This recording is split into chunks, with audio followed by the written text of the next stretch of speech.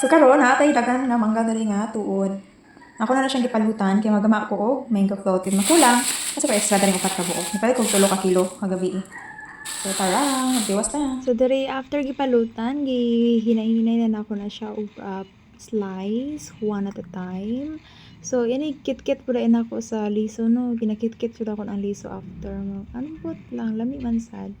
And then after that, nahuman ako og slice, akong gi-prepare ang boxes and ang iyahang sahog which is ang cream. Ay creamer di ay.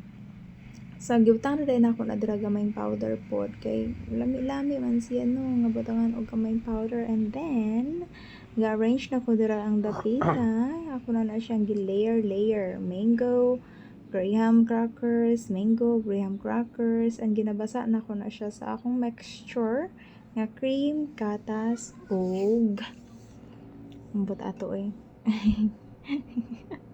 and then diha nagkuha na sad kog laing box ako na sad na siyang sa pawan and mo na dira nahuman ako dayon yurot jud ako ang mangga nga akong na slice and wala na hurot akong biscuit sabilan ko usa ka putos pa so i-freeze graph na ako na para ready later and then diri isunod na lang po dayon nako pagka later nga nagluto ko og sudan so diha akong gi-crush ang garlic kay butter garlic shrimp man ang lutoon nagkasayop-sayop ko diha sa pasunod basta kay bahala na basta kay naluto na siya lami-lami raman sad na overcook nga lang so diha dili man unta na dapat tinanaon gibutang man unta dapat ang butter pero gibutang man ako ng garlic good dangag kaayo oy usa gibutang ng butter tanga-tanga ay ambot basta na siya nahitabo, palpak na dayon.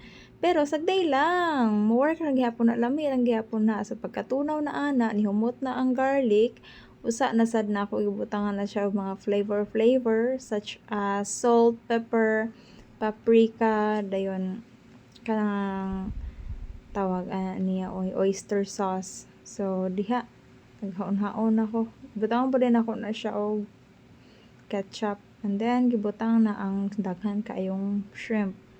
And then, gibutangan po rin ako na siya hurim-hurim. And then, muna na siya dayon. Gibutangan po na akong tomato paste kamay. Nga naulahin na. Oh my God. Palpak. Juga yung sa pasunod. Palpak is tanan. O, kanira na insakto. Kaya pinakatapusan na ibutang ng dahon. sa parsley. O, diha. Lami-lami. Araman gihapon. Timplahan na lamang siya additional nga salt and pepper and then gipaimabaw nako ang iyang parsley nga dahon gipaabot na ako na siyang bukal-bukal gamay gitilwan butang ang salt and pepper and mo na to nahuman na dayon akong sudan ihulat na lang nako nagmaluto dara and then bye-bye.